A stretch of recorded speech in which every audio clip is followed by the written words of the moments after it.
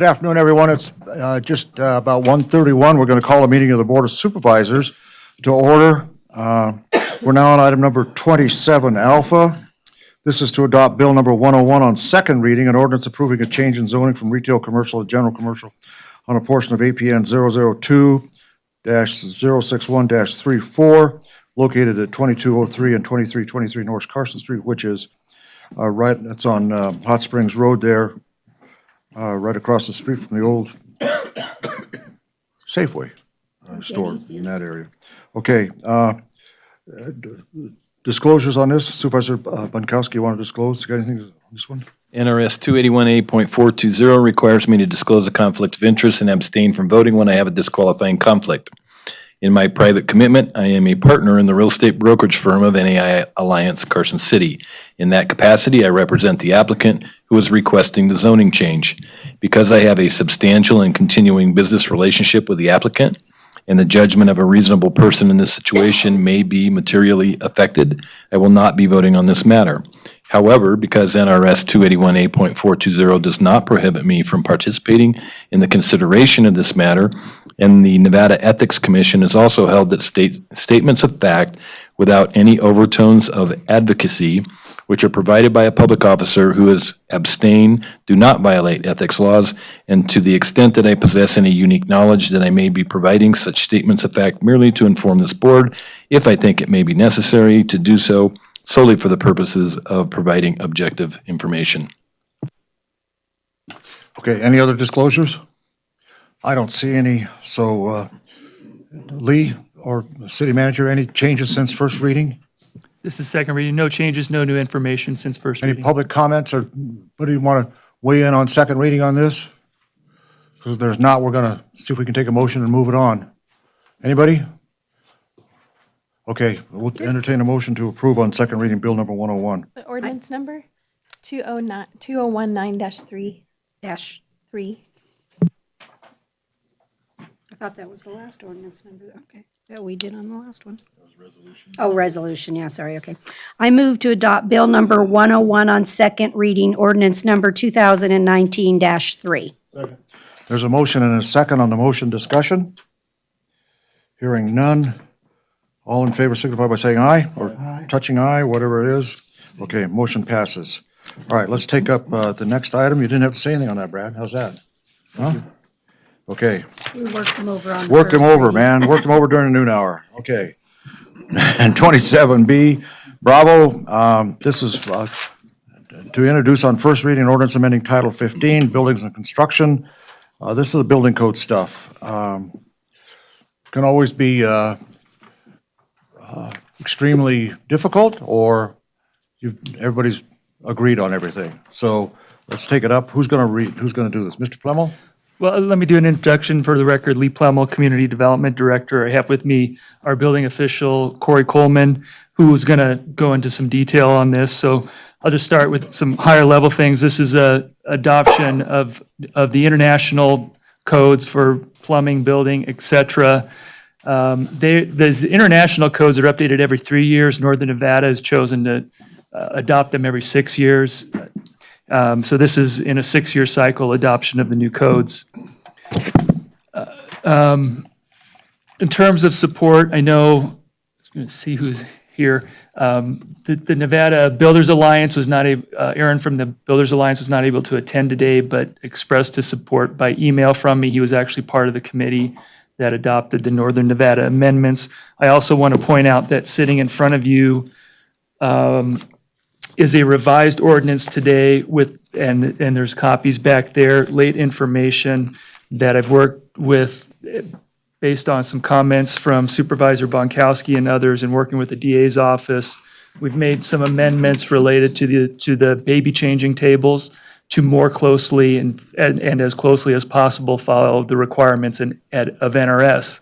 Specifically, those changes require baby changing tables in new restrooms in new buildings and new additions to buildings, but not existing building where there's just a change of occupancy inside, like the Northern Nevada amendments requires. Our code follows what NRS says. I do believe Reno and probably the others in Washoe County have adopted the baby changing table as in the Northern Nevada amendments, but our recommendation for working with the builders and buildings in Carson City is to go with these revisions that we're submitting today. District Attorney said we can introduce these amendments with the ordinance on first reading here, and we'll bring back the clean ordinance for second reading on that. And with that, Corey has a short presentation just to go over some of the details of the code amendments. Hi, Corey. Take it away. That's all. Mayor and Supervisors, thank you. Corey Coleman, building official for Carson City, for the record. On the building code adoption, it's a pretty democratic process. Above are some pictures from international code councils. The building code is very complex. It's multiple books, and people come in and give their presentation, and it's open to everybody. So anybody that has questions, please send them to me, because we want to implement those into the code books if we can. But it's available for code officials, design professionals, for students, for scholarships, different things along those lines that hopefully we could help some of our career technology and education people move with that. The process in Northern Nevada is a 6-year code adoption. This is the city of Sparks right here. Mark Miranda, the building official up there. This was the initial takeaway for the meeting, where we had 60 people as part of this process and 9 jurisdictions. Now, since 2006, building officials in Northern Nevada have worked together for consistency in ways that building codes are adopted and interpreted, which makes it a lot easier when they're going from one city to another city. The process has taken over a year. We did have Aaron West as part of it. We had a lot of industry as part of it, which is very important to make sure that we're meeting the basic life safety needs of that. An oversight steering committee and 7 technical committees developed these amendments. Like I said earlier, the International Building Code is the predominant building codes used throughout the United States currently. There are some other ones, the Uniform Plumbing Codes and the NFPA standards. But these are the books that we reviewed through the steering committee, which was quite the process. The link right there will take you to the Northern Nevada amendments. It's been reviewed and adopted by the Northern Nevada ICC, and they're available for downloads. All documentation, all the minutes from the meetings can also be found at that location. So it was a very extremely transparent program going through there. Couple of the highlights. 2018 code change highlights. 15% reduction to basic wind speeds design calculations. Seismic, earthquakes, frost protection, and snow load requirements based on the conditions in Northern Nevada. Baby changing tables required as per NRS, and as Lee stated, we have a revision to that we've submitted with that. Fire sprinklers not required in residents of less than 5,000 square feet. 20 amp electrical outlets in each vehicle bay. Increase the energy conservation codes, make buildings more energy efficient and reduce operation cost. Arc fault or ground fault protection at plugs throughout the house. There's, at the very end, one reason we're a little bit delayed right now is at the very end, we heard a proposal from BAN in regard to the IECC, where it was a swap for if you put solar panels on a roof, you could backstop your insulation back to the 2009 standards. We listened to experts throughout the region. We brought in experts. We heard it out and made sure that we're doing the best interest of the community and making sure that we address that. Overall, as a steering committee, we decided not to backstop to an older energy code. However, right now, there has been a bill introduced through the Nevada legislature that is having this proposal go through. So just as a highlight, right now, as building officials, as communities, we are meeting to make sure that we have representation on this. As far as implementation timeline, the effective date will be July 1st, 2019. with the option that if contractors want to go in, if contractors want to use it right now, they can. That's all I have. Happy to answer any questions. Before Brad, I just didn't hear you. What'd you say about the sprinkler for under 5,000 square feet? They are not required. Supervisor Bonkowski. And section 1209.4, that's also in the Northern Nevada amendments, correct? Maybe So- changing, Yeah, it's on, Yes. it's the first change to the baby changing stations. So prior to section 301.6, we're inserting a paragraph that reads Carson City hereby adopts the following provision in lieu of section 301.6 from the Northern Nevada amendments. Do we need to have that same paragraph in front of section 1209.4? So as written into the ordinance here, so most of our current Title 15 ordinance, you have to go to the very beginning, right after the table of contents. I don't know, let's see where it is. It's after.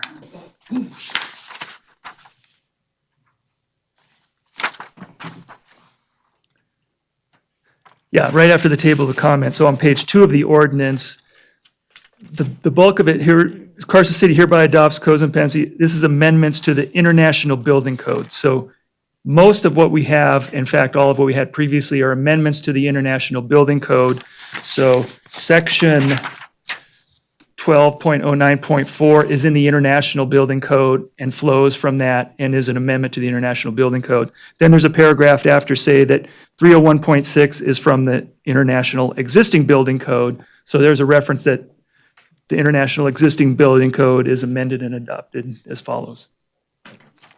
Just want to make sure. Any public comment or board comments?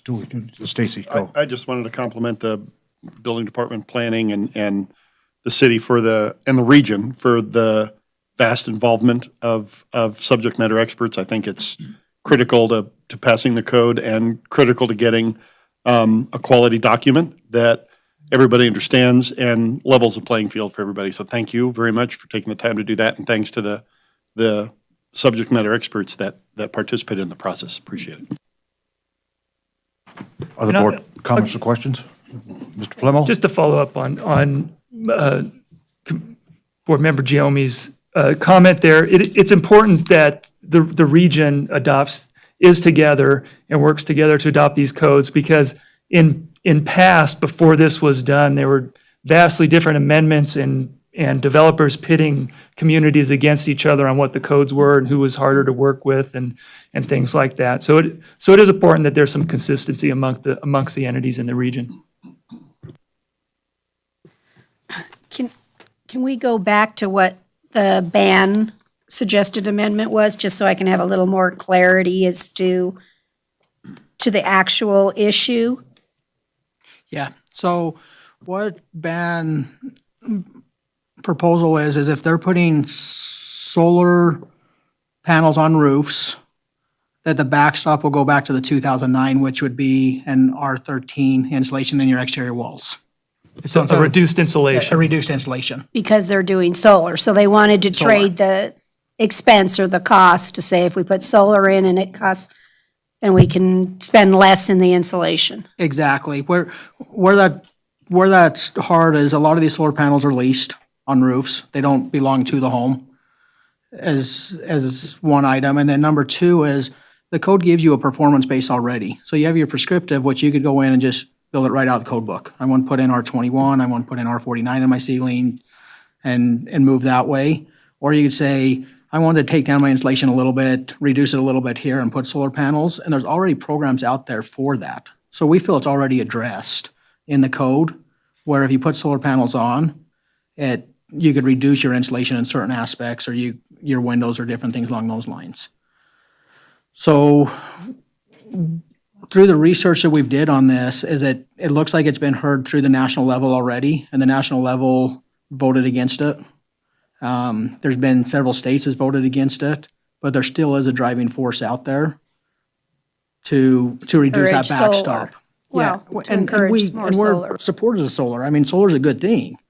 But the thing is, if you're taking down your envelope, if you're reducing your envelope, your heaters are not going to be running 20% anymore. They're going to be running 60% because they're designed for an envelope that's built to the 2018 standard or 2015 standard. They're not designed for an envelope that was built in 2009. Between 2009 and 2012, there was about an 18% jump in energy. That's where we went from the 2x4 walls to the 2x6 walls. That's where the house's heating systems went from 80% furnaces to 90% furnaces. So there's a lot more that needs to be looked at as part of this proposal. Any other questions from the board? Public comment? Anybody? Heather, come on up.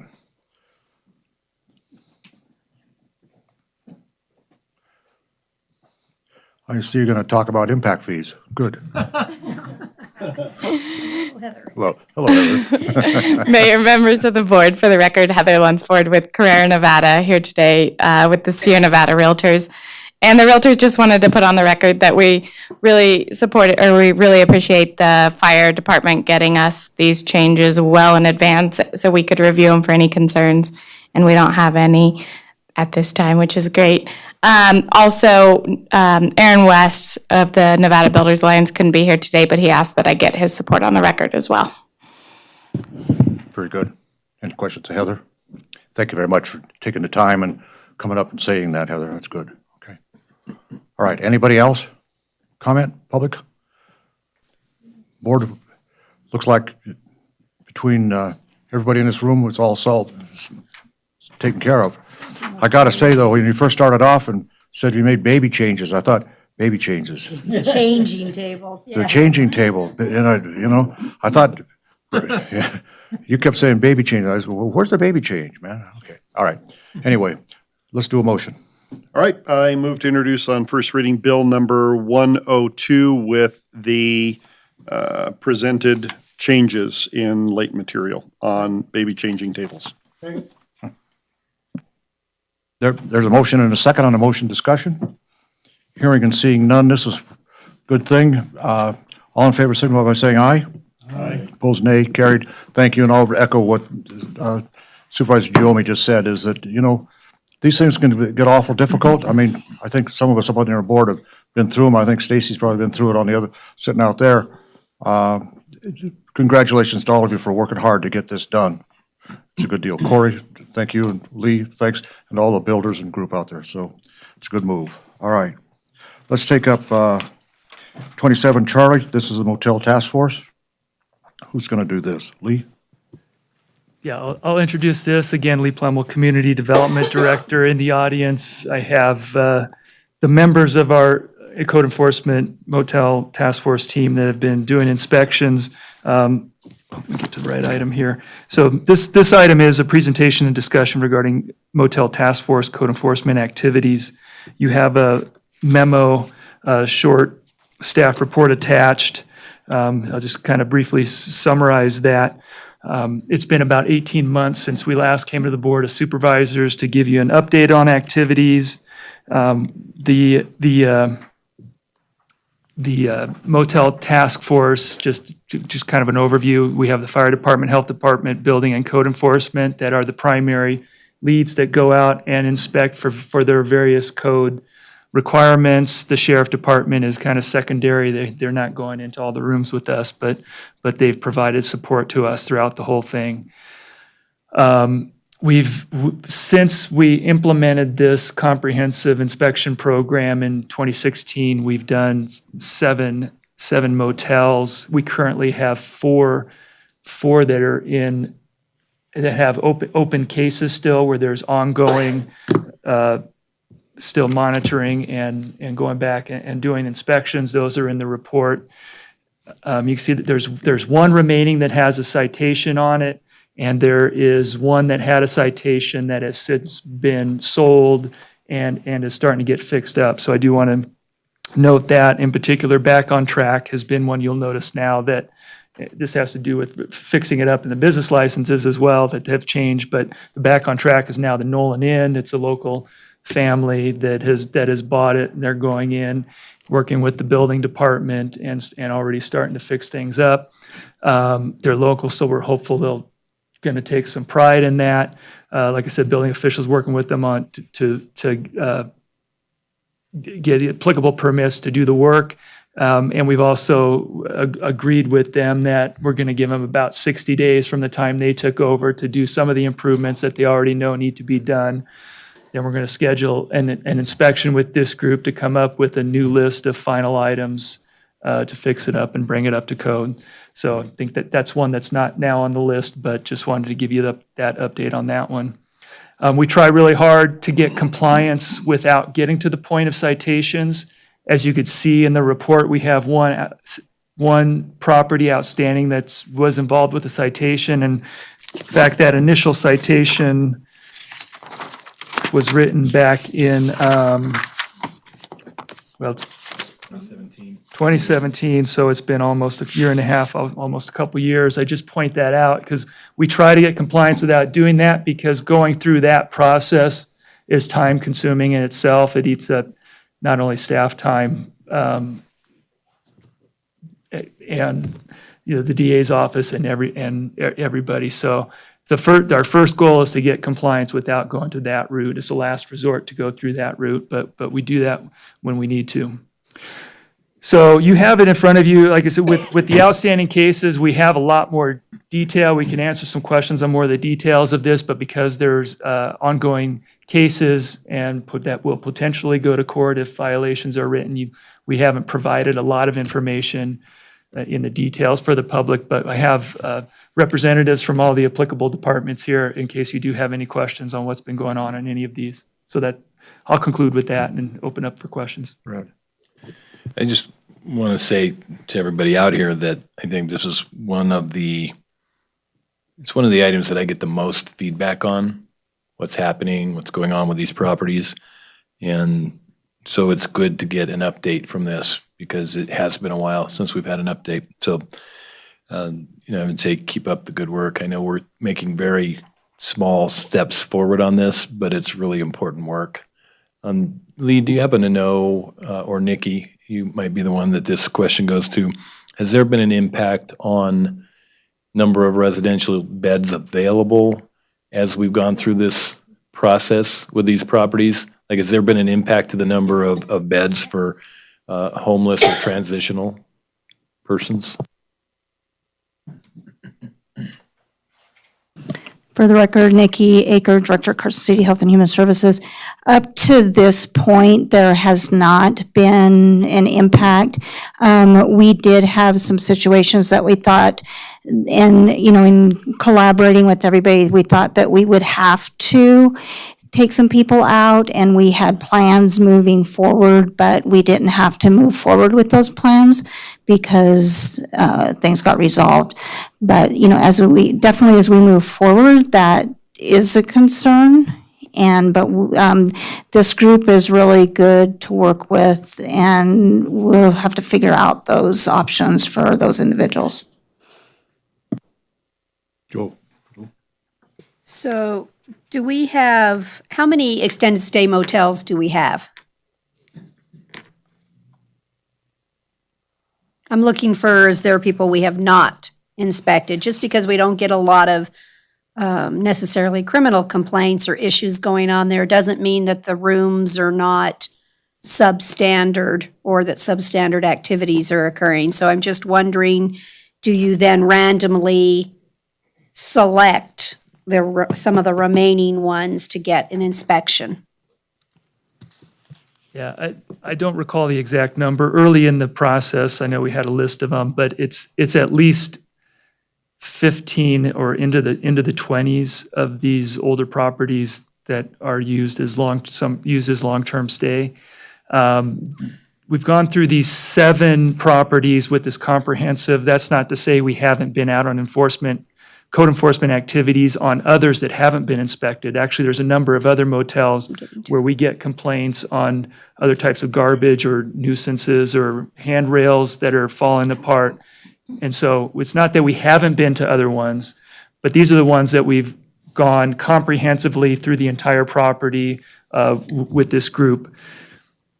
So there's a lot more to go, and I mean, you can see with the 4 active cases and re-inspections, and in addition to everybody taking care of the other enforcement activities, we've just kind of been we want to get a couple more of these closed out and finished, and then move on to the next property.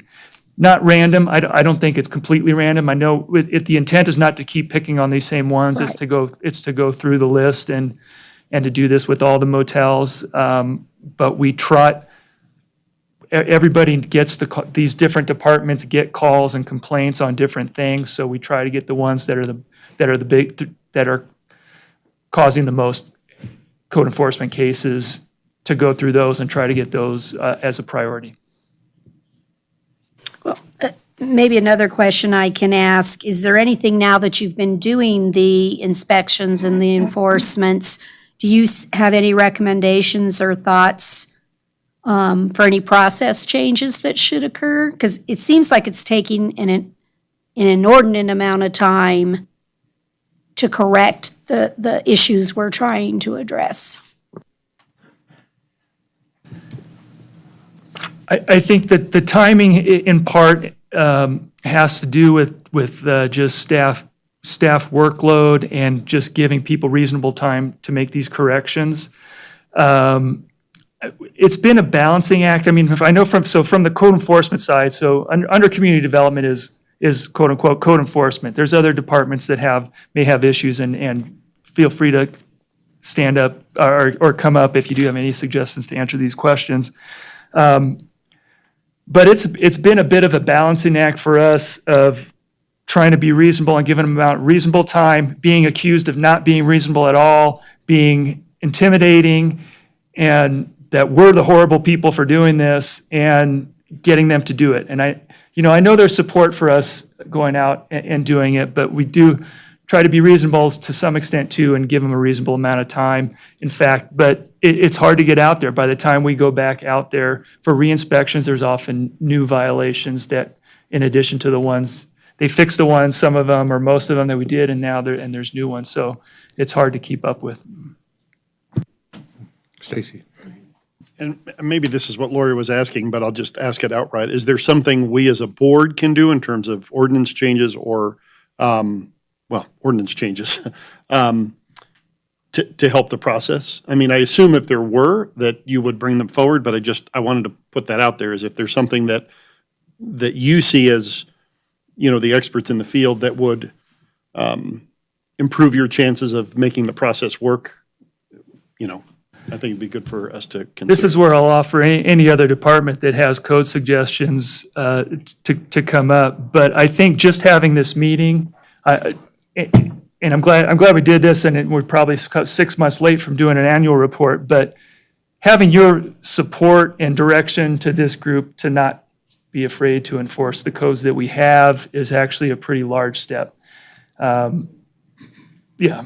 And if it's not too onerous, I wouldn't mind seeing it every 6 months, if that's not too onerous on you, because then I think it keeps it as a hot topic, so to speak, and it doesn't, get pushed back, keeps it on everyone's mind.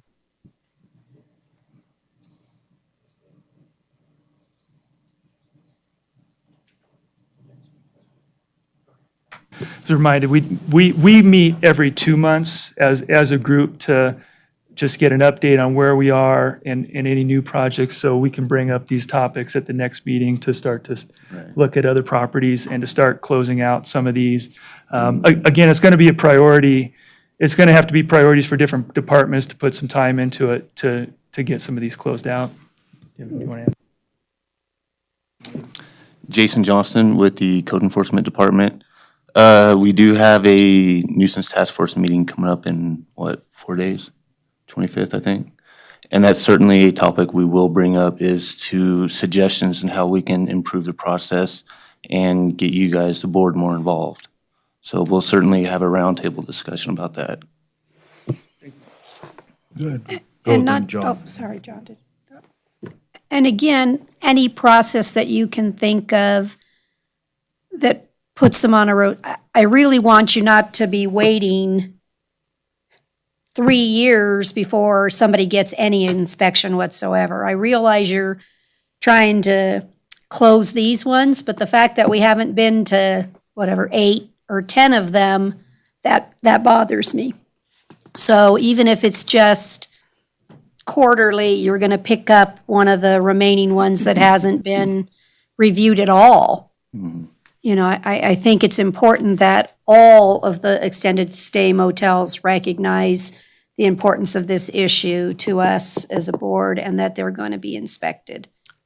So just if you can work on that in your task force. As Lee stated earlier, we do receive a lot of complaints regarding. Oh, sorry about that. Like Lee stated earlier, we do receive a lot of other complaints regarding these long-term stay motels. Just recently, we were at one this morning. So these long-term stay motels, they take up probably approximately 5 to 10% of our casework. So we are there on a regular basis. That's just code enforcement, though, not the fire department, the health department. I mean, I'm talking about the comprehensive review. I just think they all need an inventory, even so that we as a board understand what plight, where are we? And I just hate to have only a 50% picture. Thank you. John? Thank you, Mr. Mayor. I understand, well, first of all, I want to say thank you to Lori and to Lee for telling me I'm eating the mic too much.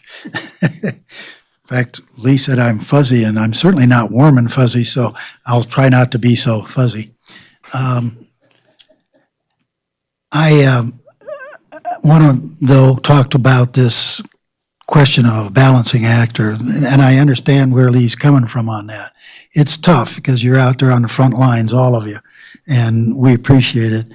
But this is not, I don't think there's anybody on this board that doesn't think this should go the way we want it to go and the way you guys probably are trying to make it go. So if you bring us, as Stacy said, anything that we can do, I'm glad to hear you're going to talk about that at your next meeting soon, and come back as soon as you can. This is another one of those things that twice in my career as a newspaper man, I covered police and fire and emergency services. And community policing, community cleaning things up is a good way to get a community headed or continuing in the right direction. And this is one of the things we need to do. And so do it as quickly as you can without ruffling feathers. But if you have to ruffle feathers, we'll back you up, I think. Are we seeing any retaliatory evictions for people who are complaining? I think anecdotally, we've heard that, but that's without really knowing the full story. I mean, we've had complaints. Code enforcement has received information from people who have made complaints that have said they got evicted because they made complaints. Was one of the complaints at the Silver Queen bed bugs? Is that right? Yes, sir, that was one of them. As far as the eviction goes, I won't get into detail about that, simply because we do still have, I believe, we have an open case on the Silver Queen. Where are we, if anywhere, on extending the transit occupancy tax to extended stay motels? That's actually with the CTA, and I haven't gotten an update as to where they were, but I think they were going to take it to their board. Well, I'm on their board, but it hasn't come up. And in fact, there was at the first meeting I attended, the CTA meeting, there was a discussion by their operations manager, Chris Kipp, about the number of occupancies that are changing from hotel motels to extended stay. And she said the numbers are going up, which supports what Lee said. So, yeah, I think we need to probably ask him about that, maybe from your office, where they are, because there was no discussion. And I had a briefing with them about it. They didn't talk about that. So I don't know that it's on Dave's radar. Okay. And when we spoke with Dave, we did bring it up, and so he was going to get all the information together, including the numbers as to how much that would generate. Yeah, they were behind a little bit on numbers. They usually do a presentation on where they are in numbers from the hotels, but with the transition between Joel to Dave and Chris doing both, they were a little bit behind on numbers. Okay. Go. Anything else from the board? Just wanted to note that regarding the retaliatory evictions, we have given the fair housing information because I think I think those laws start to apply when they elect to rent out for the long term. So we do refer those customers to fair housing to help them with that if they have a case there. Do you have a feel for what the weekly rent is or monthly rent for these extended stay? I mean, kind of an average, 675 to 700. 700? Yeah. $700? Yeah, about 700, that'd be accurate, roughly for average. And they have to pay it monthly, well, they're supposed to pay it monthly to be able to be an extended stay. They're not supposed to give a weekly payment. That does not make them eligible for not paying the tax. They have to pay monthly. The other question I have, you may not be able, probably can't answer this, but do we know if those extended stay motels are full? Yes. Yes, you could say they are full. But one thing we have noticed is quite a few of them. The rooms are currently being remodeled or in an unoccupiable state. So they're not being utilized. Okay. I'm sorry, does unoccupiable estate mean something other than being renovated? That would be possible. For the record, Nikki Aker, what we're seeing from our end, that because we have such a low inventory of apartments and houses, that the long-stay motels are where these people turn next. Is there a code or a law on how many people can be in one of those rooms?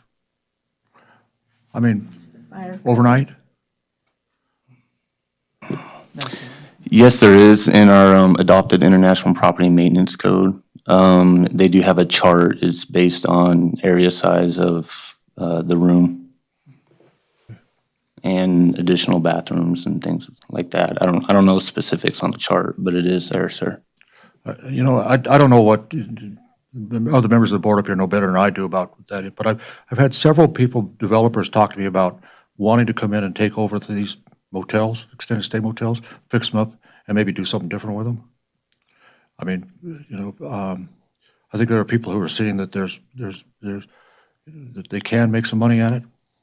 So I think what that says is, you know, we're doing the right thing on keeping our foot on what's going there. And you know, I know everybody on this board knows, but you go into some of these rooms, and it is heartbreaking that somebody is making money off of treating people like this. I mean, I get it that, you know, that money's money, but there's no excuse for having people live in squalor with all that stuff. There's just no excuse, in my view, on it. So anyway, that's just a comment. Okay, I'm done. Any other comments, public comment? Go. I know you asked where the stuff was for the tax, but when you're looking at all of that, I don't, kind of the nexus point that the mayor made earlier on taxation too, I don't think there'd be any ability that we could reserve the money or something that comes in via the extended stay. Let's say we extended the tax to be applicable to the extended stay, removed the exemption, that we could then put that money into like a redevelopment fund to fix up the motels or to do. CTA. I'm just throwing some Yeah. things out on the table of you know, I general can- discussion.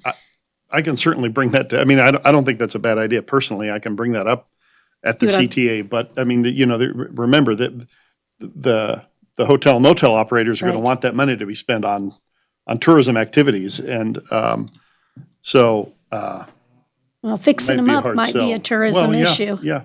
I'm just trying to think outside the box and look together again is another, if we're gonna go down the road to consider the taxation of them, I'd like it to benefit those residents and those activities. So just a thought. Yeah, I appreciate that line of thinking, but I think you're going down a slippery slope when you start wanting to use revenue for incentives. And, this is a conversation we've had over and over and over with, is it government's place to give incentives? And I tend to lean on the side of no. Most of the time, not always, not always, not always.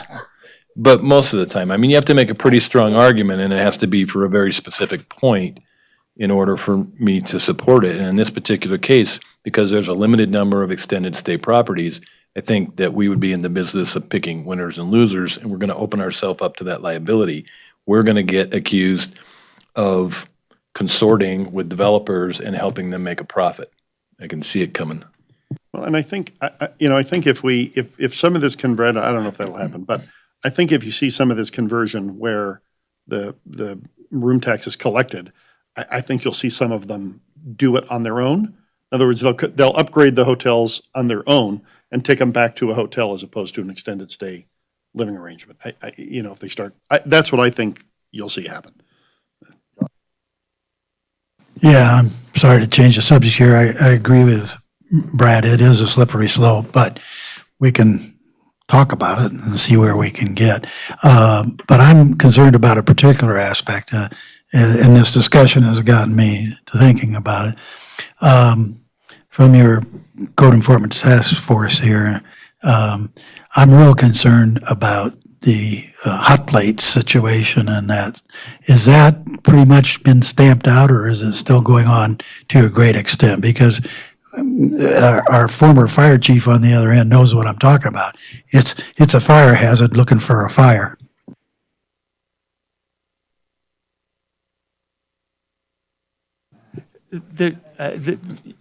Supervisor Barrett, you're correct. That's just an ongoing, they go in, they make them remove them, and then they're back the next time. Yeah, and that's not necessarily the hotel operator. It's probably, excuse me. Did that cover it, Bob? Yeah, well said, Bob. Thank you.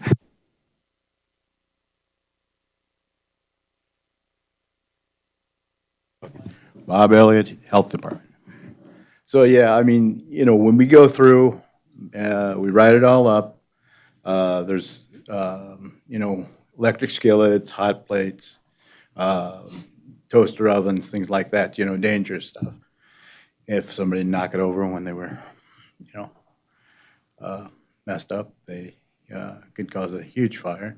But we write it up, they take care of it, and then when we go back for the follow-up, there's maybe sometimes, more than when we made the original rounds.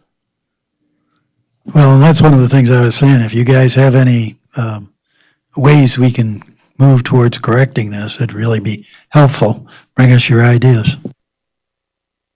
Yeah, I think that Stacy brought up a good point. So if we ever got beyond the conversation of convincing the hospitality properties to not send the money that would be generated from extended stays to the CTA, I don't know that we'll ever get beyond that, but if we could, then I think that if we could set up a program like the facade improvement program, that would make sense.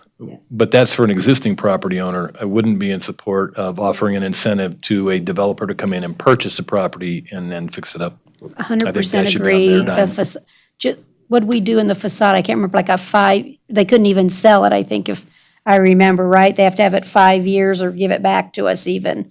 So 6 years, something. Yeah. I'll bring it up for discussion at the CTA board and we'll kick it around.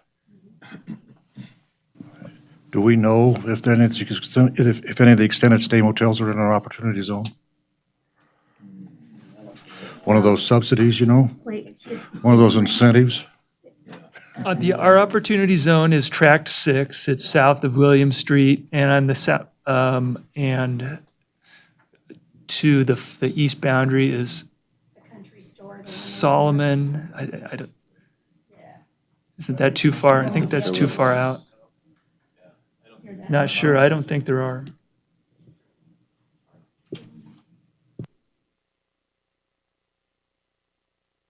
Oh, there, the one, next to the gas station and can't remember the name of it. Phillips Motel is in that area, so yeah, there's a The couple. one. Okay. That's not a bad idea. And any other board comments? Been pretty interesting. Public comments, anybody? See, I don't know if we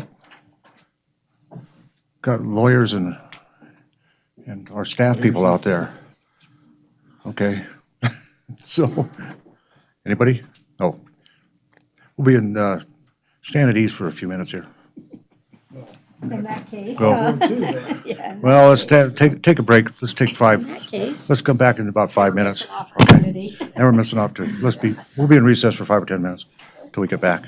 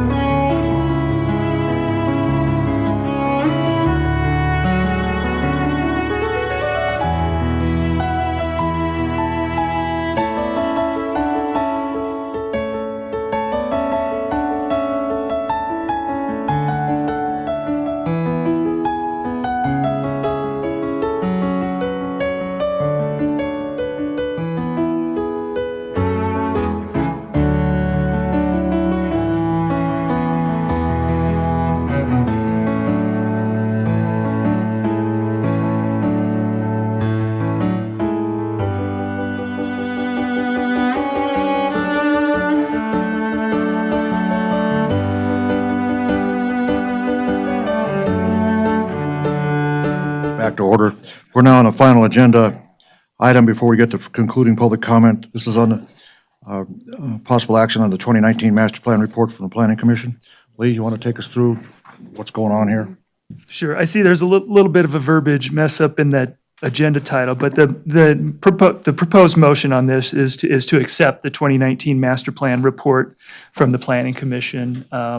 And really, it's just an acceptance of the report, not required to take any action or do any implementation from it, but it's very, very much an informational item for you to consider in coming up with your goals and policies for the next year. So I would like to just go through, I'm not going to go through the details of the report that you have. You have some charts in there and things. I'm just going to hit some highlights. We're here because the NRS requires the Planning Commission to promote the master plan and make recommendations to the Board of Supervisors. So we take this every year to the Planning Commission in November because that's on our master plan cycle. We've waited till after the new year so that we have the new board member on board here. And we were kind of hoping to also tie in the water capacity analysis to this.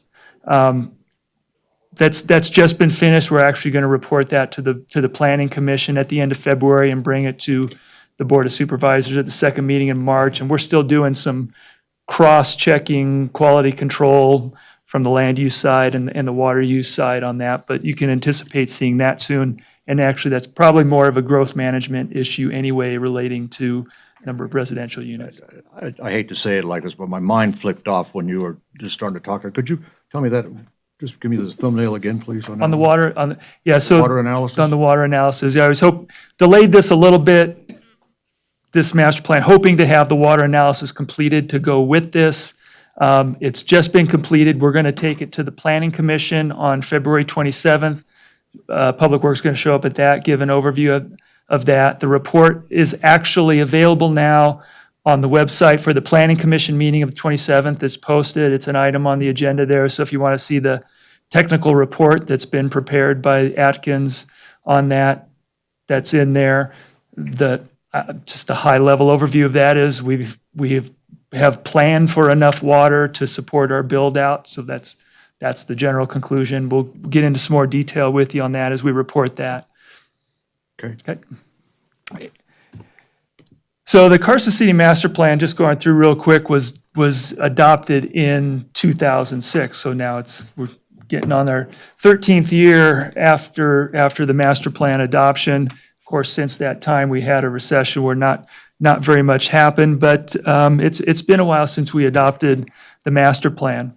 I just want to point out a couple of things. So the text that's up there on the screen now is actually text from the master plan document. So just to kind of go over what a master plan is and what this master plan does. It's an advisory document that outlines the city's goals and policies for the future. Its written goals and policies and principles and recommended actions provide guidance for decisions that you make and the Planning Commission make affecting growth. It does say it's to be reviewed annually, which we've done, and that's part of this report now. And it's the comprehensive master plan is a blueprint that provides guidance on where and how the community will grow in the next 20 years. So it was adopted about 15 years ago. It's supposed to be growth for the next 20 years. Typically, kind of the standard for master plan updates is often 10 years, and you start the process. So it's usually 10 to 15 years when communities do a comprehensive update. But there's no legal requirement to do that. It's fully at the discretion of the local communities to do that. So I'm going to move pretty quick here to some of the conclusions and recommendations. As I said, the master plan, it's a policy document, so it's not a requirement to do anything, but it is a policy document that we try to follow, and that's why we offer some recommendations to you on those policies and implementation strategies. So I note in there that we continue to monitor this on an annual basis. One of the things that might indicate that the master plan needs to be changed is that we get a lot of requests from the public to change it. And we haven't really had that. A lot of the master plan amendments we've had are because of public lands changing hands and things like that. So it's not necessarily, and I point that out just to say it's not necessarily broken right now. That's not to say we shouldn't be looking at updating it, because as I go into the recommendations now, there's a list of things there. The last on the list there is to plan for funding for a comprehensive master plan update. So to that end, we're putting in for a capital improvements request for some funds to update the master plan. We'll go through the budget process and see how that shakes out versus all the other goals and projects that the city has. But I know it keeps coming up. I want to keep it on the radar now. If other projects are higher priority, that's fine, and we need to push it down. But it's a discussion we can have now. Going through some of these other things, actually first on the list, and I put that on there for the planning commission is, and all of these goals, I should say, are just planning related. There's a lot of other activities going on that Public Works does, that the fire department, Parks and Rec does, that implement the city master plan on a daily, weekly, monthly basis, annual basis. So these are just some things that the planning commission and the planning department are planning to take on. I put the first one up there is complete the new permitting software implementation. That and all of these relate specifically to goals in the master plan that I identify in the report. But I put that up there because it's actually a pretty huge project. Community development is meeting with every other week with them 3 days a week. 3 days out of 5, they're in town every other week, and the different departments are meeting with them to implement this. Those in-between weeks now, we're doing conference calls and online webinars to get that built. It's a really great project. It's really important. It's going to finally get us to where it's efficient government. It's going to get us to where we can do the e-permitting online and in both planning and building and code enforcement and linking it to GIS. It's going to be wonderful, but it's going to eat up a lot of time through September of this year when that gets implemented. Go ahead, Stacy, just jump in. Lee, this just thought occurred to me because I deal with planning, community development in Clark County quite a bit, and they went back and retroactively added a bunch of building plans to their electronic system, so they become available to the public. I'm just curious if the upgrade that we're doing includes backloading of any for a given period of time, or do we have the ability to do? I mean, I get it's very intensive, manpower intensive. I get that, so I'm curious more than anything. Yeah, it's good, and it will involve backloading data from the current legacy systems for a certain number of years, depending on what it is. So that, and we do want it in there too, because then when you go to a parcel, you not only want to know what's current now, but what You can see the history. applications have been there in the past. So, Okay. yeah, that is part of the project. Some of the other items to continue with, updating the accessory dwelling development standards. We started that. We got direction regarding that involved much broader amendments than just saying it's okay to rent accessory dwelling units. So that's a little bit of a project, and that ties into the next one, which is Planning Commission review of Title 18 and development standards, which is the bigger code revisions that we're going to be working with the DA's office that they talked about at the retreat, at the board retreat. And we've talked a little bit to them about that. That is such a big project. You will see other ordinances that amend things within there, like the accessory dwellings, before the entire Title 18 gets updated, because there's some things that we just want to keep current that just can't wait till the comprehensive update of all of Title 18. But the Planning Commission is looking forward to going through that review. We have a list going of identifying things to simplify, bring it up to date. So they're looking forward to going through the review of Title 18. And then there's some master plan zoning map corrections that are identified in the staff report, sort of errors and other corrections and updates that are identified in the staff report, and we'll bring those forward to the Planning Commission and Board in 2019. So that's the end of my report, and I'd be happy to answer questions. John?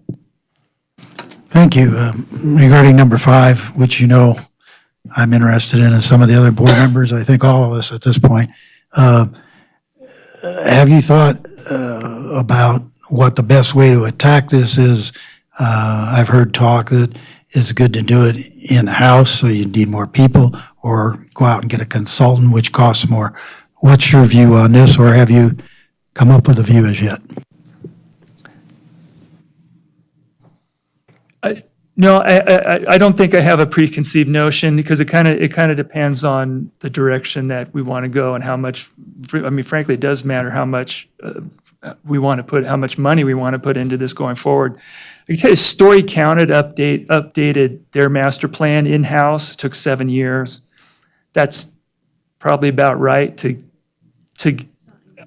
on the side, work on a master plan while you're doing your other regular job of dealing with the development applications that are coming in, versus putting some money into consultants that can come in and help conduct the public meetings. And it's really just man-hour intensive. I could go write a master plan, but that's not what you want. You want the public input, which is where we go out and collect the public input and see what the community wants, and then coalesce that into some new policy statements. Well, if the Story County experience is any indication, 7 years would take us to 22. And this master plan, as you just said, is only going to last 20. Although, as Brad said, we had the recession and intervening, and so there wasn't a lot happening 5, 8, 10 years ago. So you're saying you have no preconceived notion, but what you're telling me is that it's time or it's money. If I'm boiling it down too much, tell me. Right. Yeah. Well, longer time. It's both, but I'm saying it's a fulcrum. It goes up and down. Right. Thanks. If you want to, you could bite off small pieces over a longer period of time, or put big chunk up front and get it done. Yeah, you can throw Lyon County in there too. They took many years to finally get their Title 15 done, which replaced 3 titles out there that all conflicted with one another. So it was a real problem out there. I just soon tackle this and get it done in the shortest period possible. But going through all the documents, I think what we're going to find is that when we look at the zoning and land use portion of the master plan, it only needs a few little tweaks. It's the draft action plan, I think, is where most of the work needs to be done. So, I mean, my recommendation or my view on this would be that we set aside the funds for a consultant to come in so you guys can continue to do the work that we ask of you, because we're obviously, it's the busiest we've been in 15 years, 12 years. So you have your own workload to deal with, and we let the consultant help us with this process. And I think we're going to find out that it's not going to be as big of a project as we actually think it is.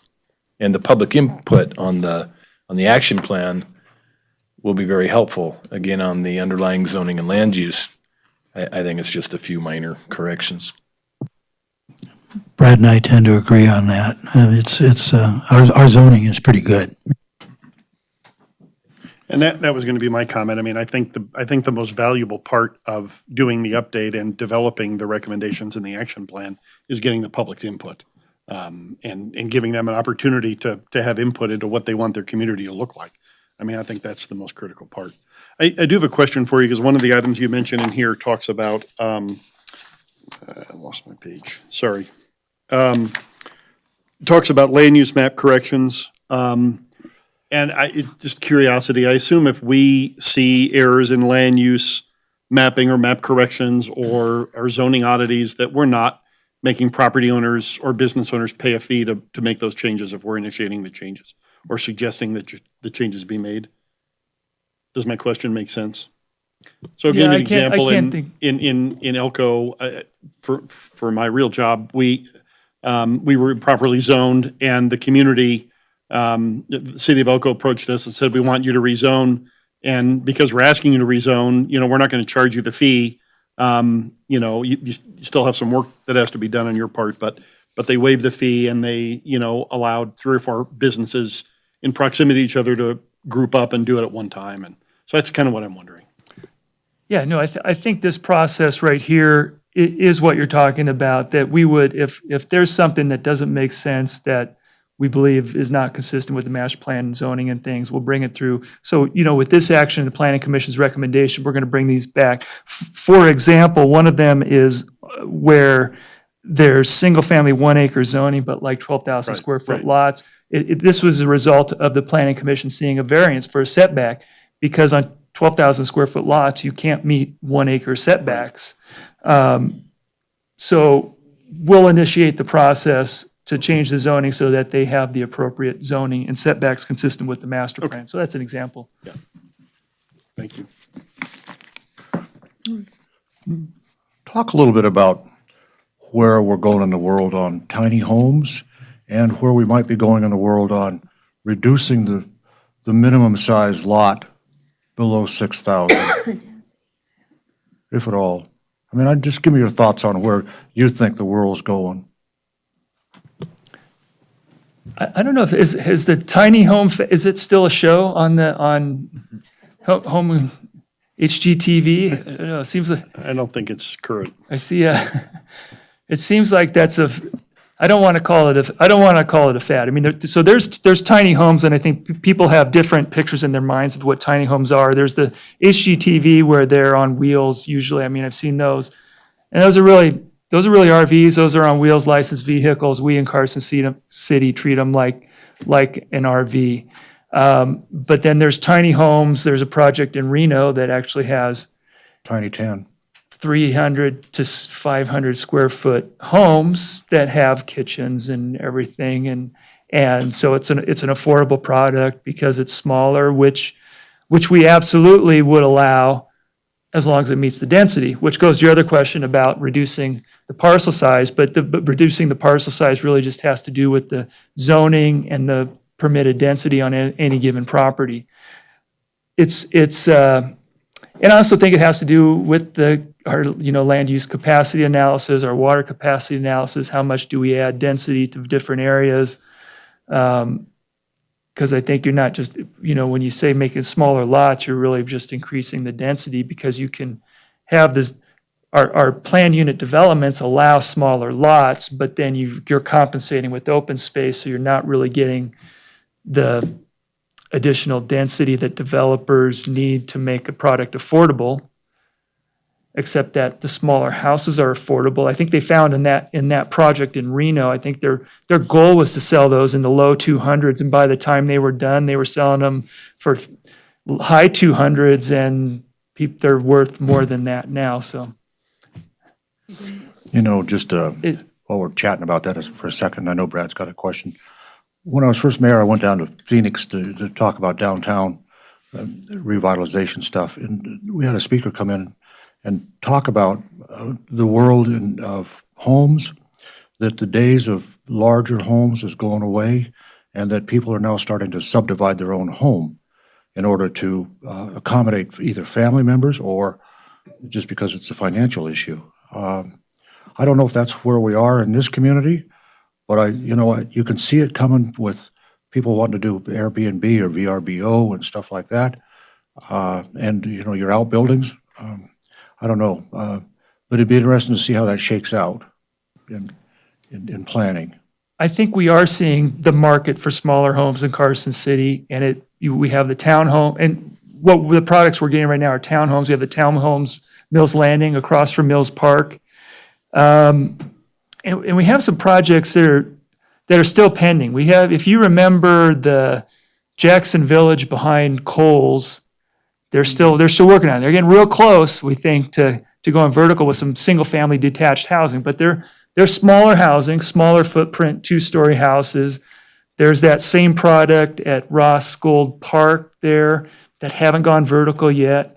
Clearview Ridge would be that product. So you're right, it's interesting. We're starting to see with some townhomes, but there's some projects that have been approved for a long time for smaller homes that haven't been built yet. And we're not sure why. We're not sure why they haven't been built yet, because it would seem to be that if there's a little bit lower price point, that there would be a market for those.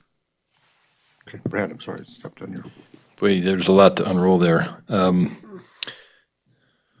I agree with I think with everything that Lee just said. I think, though, that you have to start with your capacity study, because that gives you the answer on whether you have the infrastructure available to actually increase density versus, as Lee mentioned, a PUD type development where if you have a 10-acre piece, you can cluster all the development on that and keep the open space. So you're not increasing the overall density, you're just compacting where it is, because that decreases your utility and infrastructure costs. It's easier to provide services for the city. There's a lot of positives to it, including the open space, which is aesthetically pleasing. So there's that I agree with, and that's why I'm very interested to see that capacity study. I think that's where we start. But I also think that it's incumbent upon us, as Lee mentioned, we have a lot of projects out there where we've rolled over the entitlements year after year or extension after extension. I think we need to stop doing that. I think people either need to build these projects or they need to liquidate the property to somebody who will do something with it. And, you just mentioned a few of those projects, and they're going to be coming back to us. One of them I know comes back fairly shortly. So I think that that's something that we're going to need to look at. You can't just let people roll these projects over. And I understand that the recession happened, but some of these have been rolled over now for over 10 years. So, either do something with it or get rid of it. Well, that's a good comment. I mean, that's why, I know we're still on topic here, Dan, but, we're on topic, but I think, it's this type of stuff where we don't get a chance to talk too much about it, where, we can kind of get at least a groundwork and on a frame of reference thinking of what's happening here. But anyway, John.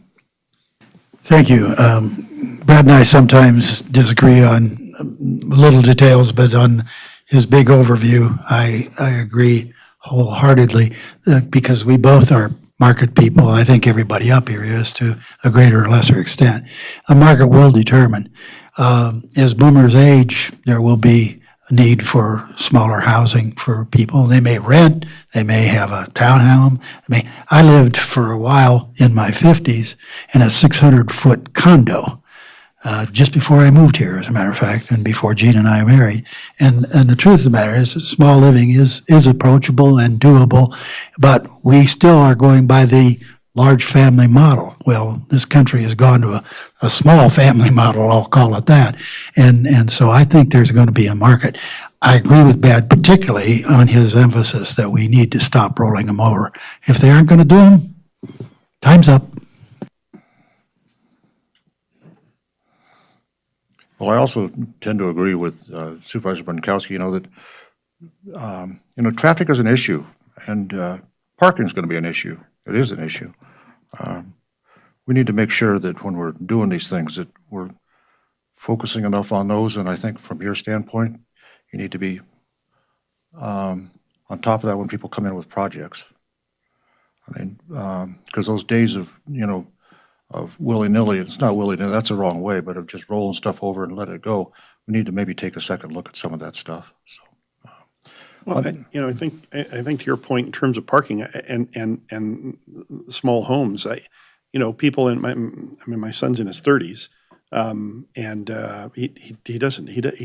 him and his friends don't desire big houses, and most of his friends who own homes own small homes.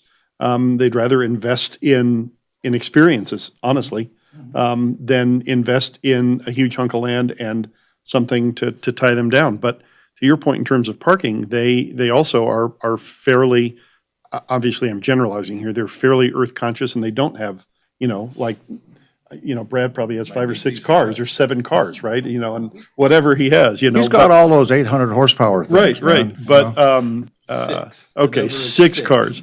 But, they don't do that. I mean, He's they got have one, 2,400 horsepower sitting in his they have driveway.